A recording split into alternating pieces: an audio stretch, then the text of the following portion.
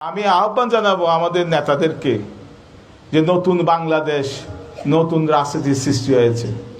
এখন সেই পুরান উদাসের রাজনীতি, আপনারা যদি মানুষকে অত্যাচার, আধিপত্য করেন, মানুষের পাশে না দাঁড়ান, আধিপত্য করেন, যে সৎ না থাকেন, চাঁদাবাজি করেন। হাসিনার তো ইন্ডিয়া আছে, আমাদের তো বঙ্গোপসাগর ছাড়া যাওয়ার কোনো জায়গা নেই। তা আমাদের ভালো মতো চলতে হবে, মানুষের, গরিব মানুষের ভালোবাসা নিয়ে রাজনীতি করতে হবে। সেই পুরানো মান্দাত্তা আমলের এই যে শক্তিশালী, আমি যত বেশি শক্তিশালী, আমার ক্ষমতা তত, এই রাজনীতি থেকে আমাদের বিদায় দিতে হবে। আমাদের মানুষের ভালোবাসা নিয়ে রাজনীতি করতে হবে। ভালোবাসার শক্তি কিন্তু ক্ষমতার শক্তির থেকে ভালোবাসার শক্তি কিন্তু বেশি।